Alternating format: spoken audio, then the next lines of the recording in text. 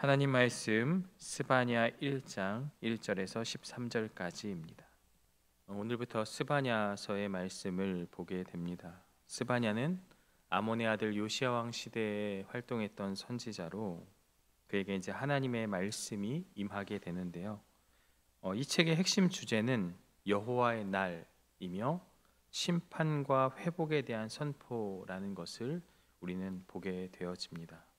이 여호와의 날이라는 것이 믿지 않는 자에게는 심판이지만 믿는 자에게는 은혜의 날, 회복의 날이라는 이러한 이중적인 특징이 있다는 것을 우리가 먼저 기억하면 좋을 것 같고요. 특별히 이제 스바냐라는 이름의 뜻이 여호와가 보호하는 자, 여호와께서 숨기셨다라는 뜻인데요. 1장 1절에 기록된 대로 그는 히스기야의 현손이다. 이 히스기야는 유다의 14대 왕 히스기야를 우리가 보고 있습니다. 이 현손이라고 하는 것은 손자의 손자다. 그러니까 한 4대쯤 되는 거겠죠. 그래서 현손이란 말이 그러하고요. 스바냐에 대해서 이렇게 자세하게 그 족보가 기록되어 있습니다. 그렇다면 이제 왕족 출신의 선지자다라고 우리가 짐작해 볼 수 있습니다. 그는 이제 당시에 이제 시대적인 상황을 보면 이 남유다가 아수르의 속국이었으며 이제 므낫세와 아몬을 거쳐서 바알 숭배를 비롯한 여러 가지 그냥 종교 혼합주의, 막 해와 달도 막 섬기면서 별도 섬기면서 그러한 종교적인 혼합주의가 만연했던 그런 시대였고요. 특별히 그러하여서 이제 방백들과 종교 지도자들의 어떤 압제 그리고 부패가 너무나도 심각했던 그런 시대였다라는 배경을 우리가 기억하면서 말씀을 보면 좋을 것 같아요. 스바냐는 이러한 죄를 강하게 책망하고 여호와의 날에 임할 심판을 선포함으로써 결국 어디까지 이어지냐? 요시야의 종교 개혁으로 이어지게 되는 거예요. 그러니까 요시야가 그냥 막 종교 개혁을 한 게 아니라 이러한 배경 속에서 여호와의 날에 대한 메시지가 또 임하면서 그 모든 것에 영향을 받아서 그가 종교 개혁을 했다라고 우리는 볼 수 있습니다. 하나님은 단순히 이스라엘만의 신이 아니라 온 우주를 다스리는 절대 주권자임을 강조하며 범죄한 이스라엘뿐만 아니라 열방도 심판하실 것임을 분명히 했습니다. 동시에 회개하고 돌아오는 남은 자는 하나님께서 구원할 것이라는 소망을 전하며 회개를 촉구했어요. 그래서 궁극적으로는 예수님을 통하여서 완성될 메시아 왕국의 도래를 예언하는 것이다라고 우리가 볼 수 있어요. 스바냐의 이제 중심 주제가 아까도 얘기했지만 여호와의 날이라고 했는데요. 여호와께서 심판하시는 이유가 무엇입니까? 이스라엘의 우상 숭배와 불의 때문입니다. 그리고 열방은 이스라엘 향한 비방과 또 그들의 교만 때문인데요. 여호와의 날은 심판의 날이면서 동시에 구원의 날이다라는 거죠. 그래서 스바냐가 이런 것을 고백하죠. 너희 하나님 여호와가 너희 가운데 계시니 그는 구원을 베푸실 전능자라고 선포하게 됩니다. 그러니까 이스라엘 백성만이 아니라 이제는 모든 믿는 자에게 주어지는 하나님의 구원에 대한 그 내용이 이 스바냐서에 기록되어 있습니다. 스바냐는 짧은 성경이지만 크게 이제 나누게 되면 세 부분으로 나눌 수 있는데요. 1장 이제 1절부터 쭉 2장 17절까지 1장 1절부터 17절까지 여호와의 날에 대한 심판을 선고하는 내용이 담겨 있고요. 1장 18절부터 3장 5절까지 유다와 여러 민족들에게 임할 심판과 구원의 소망이 담겨 있고요. 마지막으로 3장 6절에서 20절은 최종적인 구원 선포와 기쁨에 대해 기록되어 있습니다. 스바냐는 예레미야와 동시대에 활동하며 주로 예루살렘의 종교적, 도덕적, 정치적 타락을 날카롭게 고발했습니다. 그런데 한 가지 흥미로운 점은 스바냐가 활동하던 시대 아수르는 이미 쇠퇴기에 접어들었습니다. 그러나 그들을 따르고 그들의 문화를, 종교를 따랐다는 것은 외부의 강제적인 위협이 아니라 그들 스스로가 종교 지도자들이 택한 것임을 우리에게 보여주고 있어요. 그들은 자신들의 우월한 지식과 합리성을 내세워 이방 종교를 받아들였지만 스바냐는 이러한 행위가 하나님 앞에서 큰 죄임을 명백히 선포하였습니다. 우리 1절부터 쭉 말씀을 보시면 1절에는 이제 스바냐에게 임한 여호와의 말씀이다라고 그 말씀에 대한 권위를 부여한 이후에 스바냐의 족보가 이제 기록되어 있죠. 그러면서 2절과 3절에 여호와께서 이르시되 내가 땅 위에서 모든 것을 진멸하리라. 내가 사람과 짐승을 진멸하고 공중의 새와 바다의 고기와 거치게 하는 것과 악인들을 아울러 진멸할 것이라. 내가 사람을 땅 위에서 멸절하리라. 나 여호와의 말이니라. 이 말씀을 읽으면 어디에 말씀이 좀 생각이 납니까? 노아 시대의 그 방주 사건이 연상되는 그러한 말씀이죠. 하나님은 여호와의 날을 준비하며 이 스바냐 선지자를 세우시는데요. 특별히 그 시대에는 히스기야 이후로 그의 아들 므낫세가 너무나도 악한 그러한 모습으로 유다의 역사상 가장 악한 왕이었다라고 치부될 정도로 그러한 시대를 겪게 되죠. 그러면서 계속해서 그 왕들이 악한 일을 저질렀던 것이죠. 므낫세는 유다를 영적인 암흑기로 몰았고 아수르에게 완전히 항복했고 종교적으로 혼합주의를 택한 것이죠. 그래서 이제 아몬의 시대까지 그것이 이어지면서 결국은 그럴 때 스바냐가 이제 태어나게 되는 거죠. 아까도 얘기했지만 스바냐라는 이름의 뜻은 여호와께서 보호하시고 또 감추신다 이런 뜻이 있어요.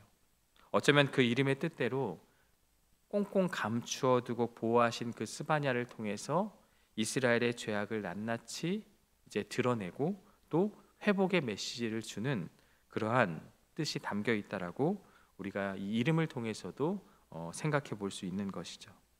영적으로 암울한 시대에도 하나님은 당신의 사람들을 보호한다는 진리를 보여주고 있습니다. 그리고 요시야 종교개혁의 그 핵심이 바로 이 스바냐의 메시지에 담겨 있다라는 것을 우리는 이 말씀을 통해서 또 알 수 있게 되는 것이고요. 4절에 보면 내가 유다와 예루살렘의 모든 주민들 위에 손을 펴서 남아있는 바알을 곳에서 멸절하며 그마림이란 이름과 및 그 제사장들을 아울러 멸절하며. 요시야가 종교개혁을 하기 전에 완전히 유다와 예루살렘은 그 혼합주의로 가득 차 있었죠. 바알 숭배도 가득했고요. 이러한 우상 숭배를 뿌리 뽑는 것이 어려웠던 이유는 단순히 종교적인 이유만은 아닙니다. 이것을 거부하는 것은 어떤 경제적인 것들 또 외교가 단절되는 그러한 위험이 있었기 때문에 쉽게 그 일을 감당하지 못했던 것인데요.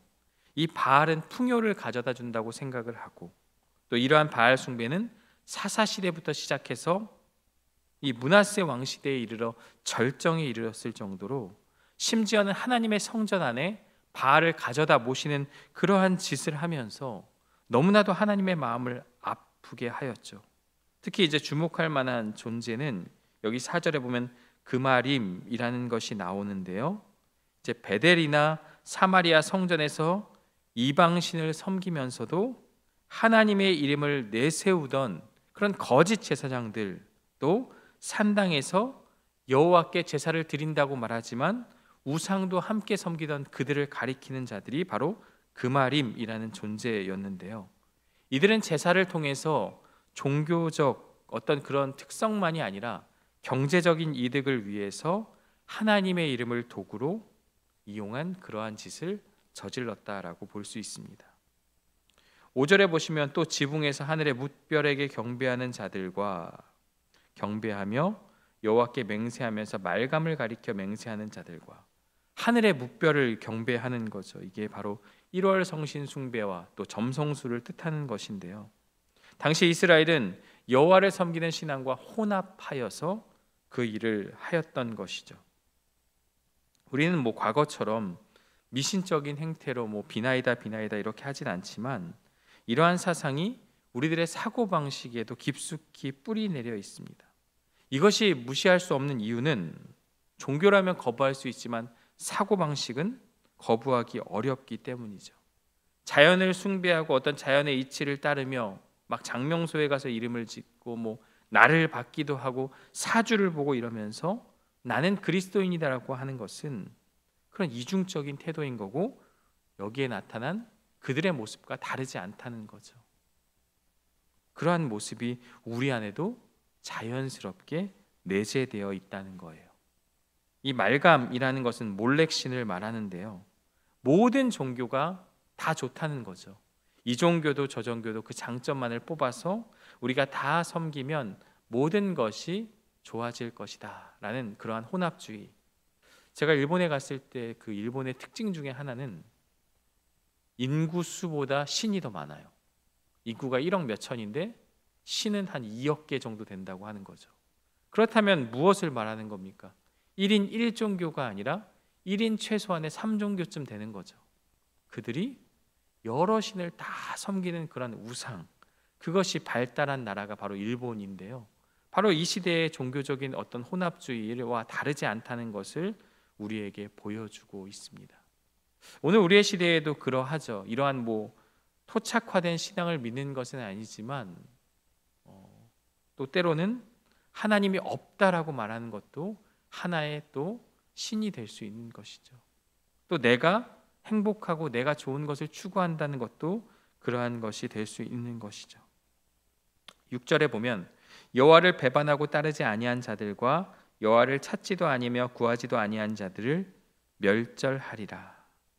하나님을 찾는 사람이 없대요. 이 시대가 남은 자, 하나님을 찾는 사람이 없는 거죠. 사회와 종교는 외형적으로 번성해 보였죠. 무역이 빈번하고 뭔가 경제가 활발하고 또 종교적으로도 많은 사람들이 산당을 찾아서 막 예배하는 것처럼 보이지만 내면으로는 하나님과의 단절된 영적인 상황이었다라는 것을 보여주고 있어요. 하나님의 뜻을 따르거나 찾지도 구하지도 아니하면서 예루살렘 성전에는 형식적인 제사와 우상 숭배만 가득한 시대였다. 그들의 보이는 모습은 뭔가 열심이고 종교적이고 열정적이었지만 그들의 내면은 하나님과 단절되어 있었던 시대, 하나님을 찾는 사람이 없다라는 것을 우리에게 지금 꼬집어서 이야기하고 있어요. 진정한 믿음은 종교적인 의식과 행위에 있는 것이 아니라 일상의 삶에서 하나님의 뜻에 순종하는 삶을 통해 드러나야 한다고 강조하고 있습니다. 이러한 자들을 멸절하겠다라고 분명히 말씀하고 있어요.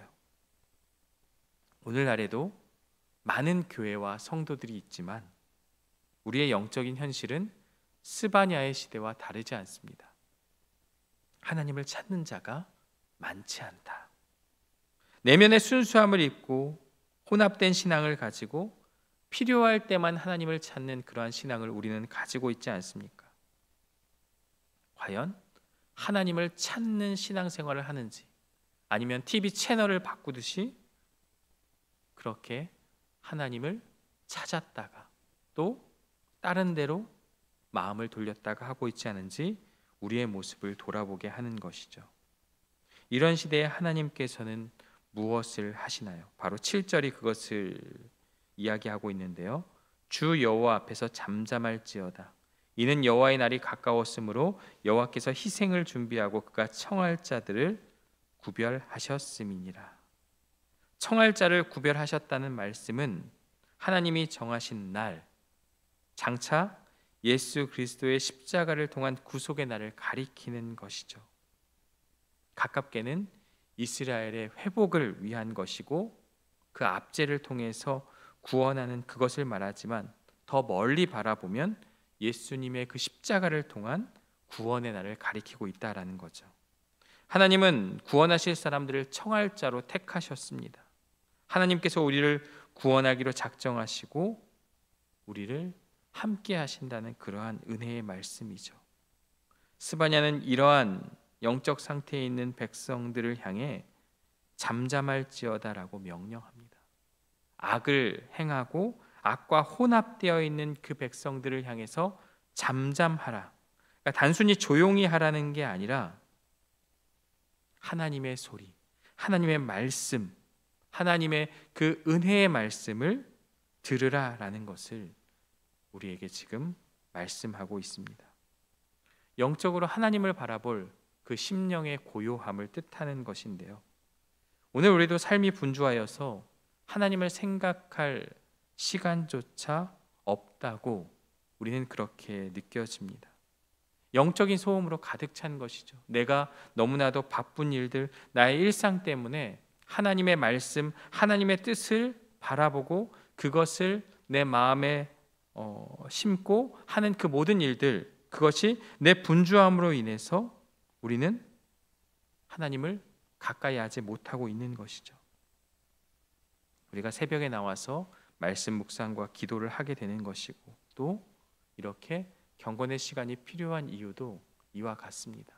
아무것도 하지 않고, 세상 사람들은 그저 멍 때리고 좋은 자연에 가서 맛있는 것을 먹고 아무 생각 안 하고 그것이 힐링이라고 말하지만, 믿는 자들은 물론 멍 때리는 것도 필요하지만 그것이 아니라 하나님의 말씀 앞에 고요하게 잠잠하게 서서 하나님의 말씀을 듣고 또 그것을 묵상하는 것이 필요하다는 것을 우리는 보게 되어집니다. 8절에 보면 여호와의 희생의 날에 내가 방백들과 왕자들과 이방인의 옷을 입은 자들을 벌할 것이며, 이방인의 옷을 입은 자들은 아수르의 문화를 무분별하게 수용했던 자들을 지칭합니다. 예루살렘의 지도자들은 별이 인간의 삶에 영향을 미치고 아수르의 세계관에 매료되어 천문점술과 종교를 막 받아들였죠. 오늘날에도 어떤 타로라든지 사주팔자 이런 모든 것들의 배경에는 그러한 의미가 담겨 있는 거잖아요.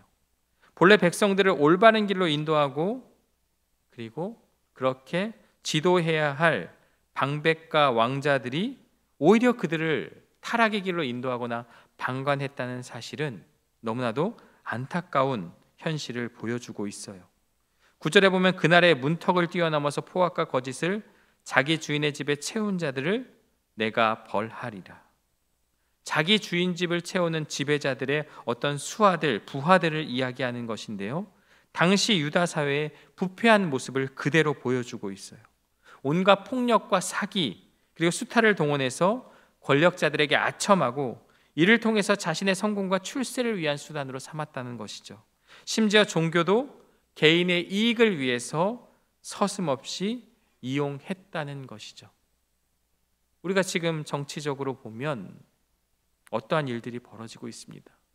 이단들을 이용해서 어떤 자신의 권력을 어떤 그렇게 유지하려는 그러한 모습들이 지금 조사를 통해서 서서히 드러나고 있지 않습니까? 통일교라든지 또 신천지라든지 이들을 배척하고 이들은 정말 사이비에 불과한데 나의 이익을 위해서 그들을 이용하는 그러한 모든 행태들은 사실 바르지 않은 모습인 것이죠. 그때에도 이러한 모습들이 있었다는 거죠. 자신의 어떤 그런 정치적인 이익과 경제적인 이익을 도모하기 위해서 그러한 잘못된 이단들을, 잘못된 우상들을 섬기고 있었다는 것이죠. 스바냐는 이러한 행태가 사회의 근간을 흔드는 심각한 죄악임을 고발하고 있어요. 그래서 10절에 나 여호와가 말하노라 그날의 어문에서는 부르짖는 소리가, 제2구역에서는 울음소리가, 작은 산들에서는 무너지는 소리가 일어나리라. 이제 멸망의 소리를 말하고 있는 것이죠. 어문은 생선시장을 말하는 것인데요, 당시에 이제 물고기는 고가에 거래되는 상품이었죠.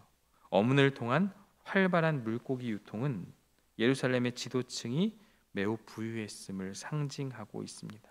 그러나 그 어문에서도 제2구역에서도 산들에서도 부르짖는 소리, 울음소리, 무너지는 소리가 일어나게 될 것이다 라는 거죠. 심판의 날, 여호와의 날에는 그 모든 것이 아무런 가치가 없다, 그 얘기를 하는 것이죠. 11절도 그 얘기를 하고 있죠. 막데스 주민들아 너희는 슬피 울라. 가나안 백성이 다 패망하고 은을 거래하는 자들이 끊어졌음이라. 이 막데스라는 곳은 상업지구였습니다. 또 가나안인은 상인이나 무역업자를 지칭하는 그러한 의미인데요, 화폐가 없던 시대에 은이나 금으로 거래했다는 것은 당시의 상업활동이 매우 활발했음을 증명하고 있습니다. 이렇게 시대적으로 부유하고 부강했고 경제적으로 활발했던 그러한 시대였지만 다 끊어진다고 말해요. 그것이 아무런 가치가 없다고 말하는 거죠. 그러면서 12절에 그때에 내가 예루살렘에서 찌꺼기같이 가라앉아서 마음속에 스스로 이르기를 여호와께서는 복도 내리지 아니하시며 화도 내리지 아니하시리라 하는 자를 등불로 두루 찾아 벌하겠다라고 그렇게 말씀하시죠. 당시 사람들의 굳어진 마음과 하나님에 대한 무관심을 지적하고 있는데요. 찌꺼기같이 가라앉았다고 그렇게 말씀하고 있습니다. 이들은 굳어진 마음, 그리고 하나님에 대해서 복도 주시지 않고 화도 내리지 않는다라고 그렇게 말하며 하나님에 대한 아무런 관심이 없는 그런 것을 지적하고 있는 것이죠. 여기서 찌꺼기는요, 영적으로 무감각해지고 굳어진 사람들의 마음을 비유하고 있습니다.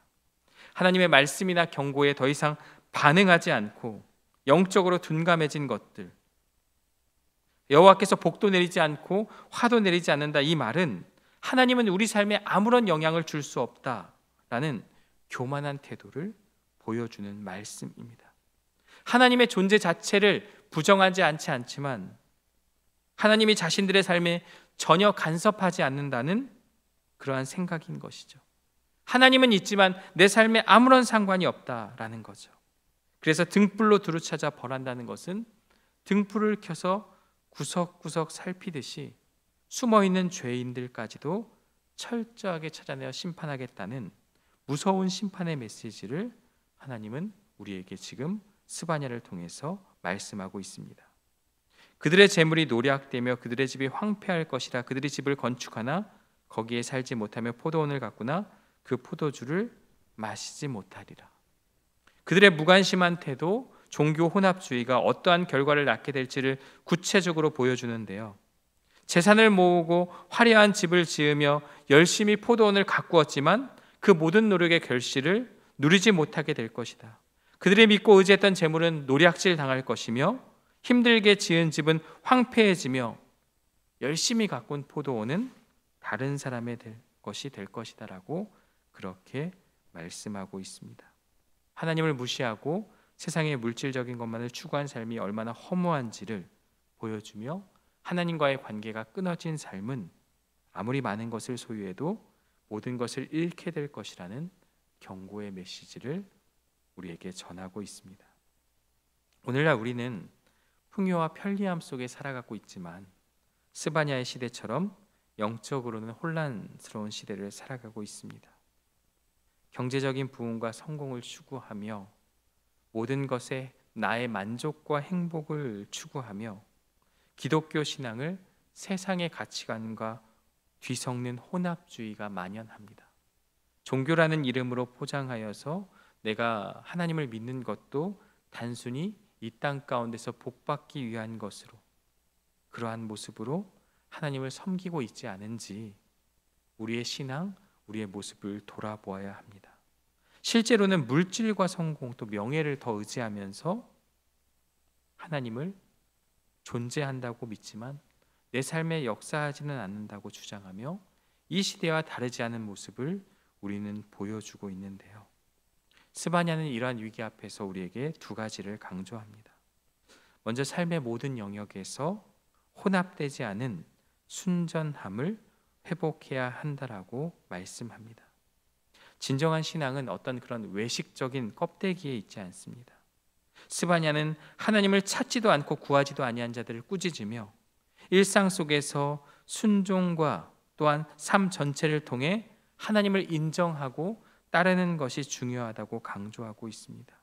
하나님을 번영의 도구로 삼거나 물질적인 성공만을 추구하는 신앙은 하나님이 기뻐하지 않는 신앙이다. 우리는 하나님이 주신 것에 감사하고 우리는 하나님의 모든 것을 수용하고 인정하고 그것으로 만족하는 삶을 살아가야 함을 우리에게 말씀하고 있습니다. 두 번째는 영적인 소음 속에서 잠잠히 하나님을 바라보아야 하는 것이죠. 단순히 조용히 하라는 것이 아니라 우리의 삶에 분주하고 여러 가지 정리되지 않은 그러한 삶을 멈추고 영적으로 하나님을 바라보는 고요한 시간을 가져야 한다라는 것이죠. 우리가 말씀을 묵상하고 하나님을 생각하고 기도하는 것이 바로 이러한 모습인 것이죠. 우리의 일상이 너무나도 복잡하고 힘드니까 잠잠히 하나님을 기억하고 말씀 앞에 서는 것, 이것이 바로 우리가 하나님을 믿는 믿음의 모습을 보여주는 것이고, 이러한 시대적인 혼란 가운데서 우리의 모습을 경건하게 함을 통해서 하나님과 더욱 가까워지는 그러한 것이다라는 것을 우리에게 말씀하고 있습니다. 스바냐는 이러한 시대의 남은 자를 위하여서 스바냐를 준비해 주셨습니다. 오늘 우리도 이러한 혼탁한 시대에 하나님께서 선택하고 하나님께서 또한 우리를 통해서 이 시대에 분명히 하고자 하심이 있습니다. 바로 그것은 나를 통하여서 이 땅의 소망이 되어야 하고, 우리 가정의 소망이 되어야 하고, 우리 시대의 소망의 사람이 되어야 한다는 것입니다. 이 스바냐를 통해서, 요시야 왕을 통해서, 종교 개혁을 통해 이스라엘을 깨닫게 하시고 회복시켰던 것처럼 하나님께서 우리를 세우셨다는 사실을 기억하고 그 남은 자가 되어서 이 땅 가운데 하나님의 말씀 가운데 바르게 삶을 통해서, 진리를 전함을 통해서 이 땅의 잘못된 부분들을 회복하는 그 일에 우리가 쓰임 받는 저와 여러분들 되시기를 주님의 이름으로 축원합니다. 함께 기도하겠습니다. 사랑과 은혜의 하나님, 오늘 스바냐서의 말씀을 통해서 이스라엘의 혼란스러운 그러한 모습을 보게 되어집니다.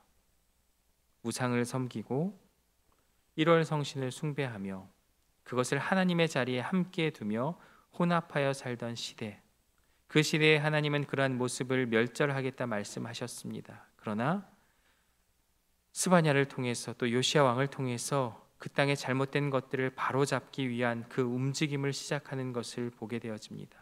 바로 오늘 이 시대에도 영적으로 혼탁해지고 하나님께서 존재하지만 하나님께서 역사하지 않는다고 말하는 그 시대에 오늘 우리를 세우셨기에 바로 우리를 통하여서 회복의 소망이 일어나게 하여 주시고, 우리의 삶의 모습을 통해서 하나님을 드러내고, 또한 우리는 세상의 소리에 귀를 기울이는 것이 아니라 잠잠히 하나님의 말씀을 묵상하며 나아가는 우리들의 삶이 될 수 있도록 인도하여 주옵소서. 예수님의 이름으로 기도합니다. 아멘.